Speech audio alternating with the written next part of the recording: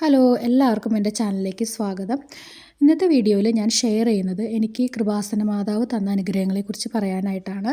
കൃപാസനത്തിലെ അമ്മയെക്കുറിച്ച് ഞാൻ അറിയുന്നത് 2019 ഞാൻ ഡ്രൈവിംഗ് ടെസ്റ്റിന് വേണ്ടി ഇങ്ങനെ പരിശ്രമിച്ചു കൊണ്ടിരുന്നപ്പോഴാണ് മാതാവിനെക്കുറിച്ച് അറിയുന്നത്. കാരണം എനിക്ക് ലൈസൻസ് കിട്ടുന്നത് 8ാമത്തെ പ്രാവശ്യമാണ്. ഈ 7 പ്രാവശ്യവും ഞാൻ പോകുമ്പോഴും മാതാവിനോടും ഈശോപ്പനോടും പ്രാർത്ഥിച്ചിട്ട് തന്നെയാണ് പോയിക്കൊണ്ടിരുന്നത്. പക്ഷേ ഇത് 7 പ്രാവശ്യം പോയിട്ട് എനിക്ക് കിട്ടാണ്ടായപ്പോൾ ഭയങ്കര നിരാശയായി. എപ്പോഴും ഞാൻ കരഞ്ഞ് ഓരോ പ്രാവശ്യവും ഞാൻ ഫെയിലാകുമ്പോഴും കരഞ്ഞ് നിലവിളിച്ചൊക്കെയാണ് വരുന്നത്. അപ്പം 8ാമത്തെ പ്രാവശ്യം പോകുന്നതിന് മുമ്പ് ഞാനിങ്ങനെ യൂട്യൂബിൽ സെർച്ച് ചെയ്യുമായിരുന്നു. എന്തെങ്കിലും സ്പെഷ്യലായിട്ട് എന്തെങ്കിലും പ്രയർ ഉണ്ടോ ഈ ലൈസൻസ് കിട്ടാനായിട്ട്. കാരണം അത്രയ്ക്കും ഫെഡപ്പായി, അത്രയ്ക്കും വിഷമമായിരുന്നു എനിക്ക്.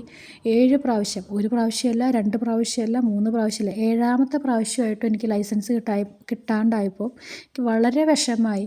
ഞാനപ്പോൾ ഇങ്ങനെ യൂട്യൂബിൽ സെർച്ച് ചെയ്യുകയാണ്, യൂട്യൂബിലും ഗൂഗിളിലൊക്കെ സെർച്ച് ചെയ്ത് നോക്കുകയാണ്. അപ്പോഴാണ് എനിക്ക് ജോസഫ് അച്ഛൻ്റെ ലൈവ് ധ്യാനം ഇങ്ങനെ യൂട്യൂബിൽ വന്നത്.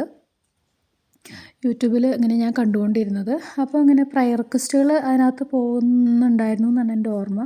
എനിവേ ഞാൻ നന്നായിട്ട് പ്രാർത്ഥിച്ചു. ഈശോയെ, ഇത് 8ാമത്തെ പ്രാവശ്യമാണ് ഞാൻ ബുക്ക് ചെയ്തിരിക്കുന്നത്, നീ ബുക്ക് ചെയ്യാൻ പോകുന്നത്, നീ എനിക്ക് ഈ പ്രാവശ്യം എന്നെ പാസ്സാക്കി തന്നേ പറ്റൂ മാതാവേ. ഞാൻ ഇത് ആദ്യമായിട്ട് കാണുന്നതാണ് മാതാവ്, കൃപാസന മാതാവ് നമുക്ക് പറഞ്ഞ് പ്രാർത്ഥിച്ചു. അതിന് മുന്നേ 7 പ്രാവശ്യം ഞാൻ ബുക്ക് ചെയ്യുമ്പോഴും ഞാൻ പ്രഗ്നൻ്റ് ആയിരുന്നു. അപ്പം നമ്മൾ ബുക്ക് ചെയ്യുമ്പം അവരുടെ ഓരോ പ്രാവശ്യം നമ്മൾ ഫെയിലായി കഴിഞ്ഞാൽ പിന്നെയും ബുക്ക് ചെയ്തിട്ട് വേണം നമ്മൾ അടുത്ത ടെസ്റ്റിന് പോകാനായിട്ട്. നമ്മൾ പേയും ചെയ്യണം. അപ്പം ഞാൻ സ്കോട്ട്ലൻഡിലായിരുന്നു. അപ്പോൾ 100 പൗണ്ടായിരുന്നു ഓരോ പ്രാവശ്യം നമ്മൾ പേ ചെയ്യേണ്ടത് അടുത്ത ബുക്കിംഗ് എടുക്കാനായിട്ട്. അപ്പം 7 പ്രാവശ്യം ചെയ്തപ്പോഴും ഞാൻ ആ പ്രഗ്നൻ്റ് ആയിരുന്നു എന്നുള്ള കോളത്തിൽ ടിക്ക് ചെയ്തിട്ടുണ്ടായിരുന്നില്ല. 8ാമത്തെ പ്രാവശ്യം ബുക്ക് ചെയ്തപ്പം ഞാൻ ആ കോളത്തിൽ ടിക്ക് ചെയ്തു. എനിക്കെന്തോ അങ്ങനെ ടിക്ക് ചെയ്യണമെന്ന് തോന്നി. അപ്പം ഞാൻ 8ാമത്തെ പ്രാവശ്യം ടെസ്റ്റിന് പോണേക്കാളും മുന്നേ മാതാവിനോട് പ്രാർത്ഥിച്ചു, കൃപാസനത്തിലെ അമ്മയോട് പ്രാർത്ഥിച്ചു. അങ്ങനെ പോയപ്പം ഞാൻ അവിടെ ടെസ്റ്റ് സെൻറ്ററിൽ ചെന്നപ്പോൾ എനിക്ക് ഇൻസ്ട്രക്ടറെ കിട്ടിയത്, എനിക്ക് ആദ്യം ഉണ്ടായിരുന്ന ആദ്യത്തെ ടെസ്റ്റിന് എൻ്റെ കൂടെ ഉണ്ടായിരുന്ന ഇൻസ്ട്രക്ടർ, ആ സെയിം ഇൻസ്ട്രക്ടറെ തന്നെയാണ് 8ാമത്തെ പ്രാവശ്യം മാതാവ് എനിക്ക് തന്നത്. ആളെ കണ്ടപ്പോൾ തന്നെ ഞാൻ വളരെ ഹാപ്പിയായി. കാരണം വളരെ കാമായിട്ടുള്ള ഒരു പേഴ്സണായിരുന്നു അത്. ചില ഇൻസ്ട്രക്ടേഴ്സ് ഭയങ്കര ഒരു ദേഷ്യം പിടിച്ച ഭാവമൊക്കെ ആയിരിക്കും അവരുടെ മുഖത്ത്. അപ്പോൾ നമുക്ക് ഭയങ്കര ഒരു സ്ട്രെസ്സായിരിക്കുമല്ലോ. പക്ഷേ ഈ മനുഷ്യനെ കണ്ടപ്പോൾ എനിക്ക് ഭയങ്കര പകുതി ആശ്വാസമായി.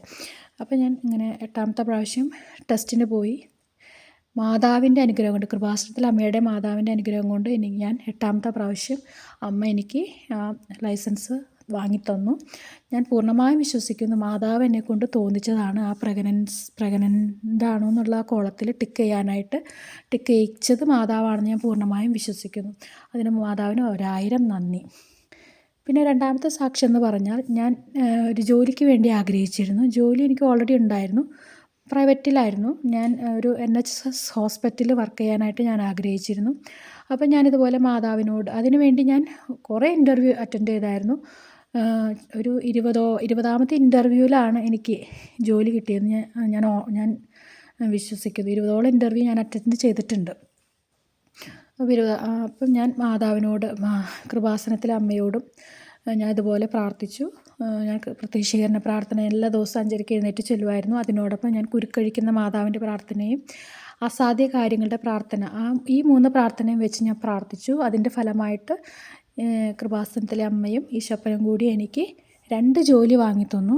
പെർമനൻ്റായിട്ട് 2 ജോലി, ഒന്ന് ബാങ്കായിട്ടും മറ്റേത് പെർമനൻ്റ് പാർട്ട് ടൈമായിട്ട് 2 ജോലി മാതാവും ഈശോപ്പനും കൂടി എനിക്ക് വാങ്ങിത്തന്നു. അതിനും കൃപാസന പ്രസാദ മാതാവിന് ഒരുപാട് നന്ദി പറയുന്നു.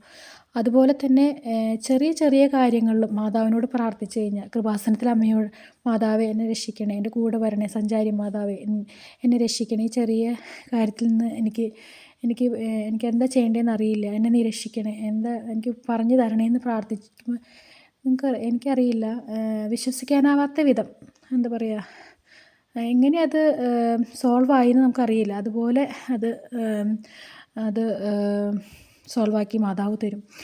അപ്പം മാതാവിനോട് എനിക്കിപ്പോഴും തന്നുകൊണ്ടിരിക്കുന്നുണ്ട് അനുഗ്രഹങ്ങൾ. അതിനെല്ലാം കൃപാസനത്തിലെ അമ്മയോട് ഹൃദയം നിറഞ്ഞ ഞാൻ നന്ദി പറയുന്നു.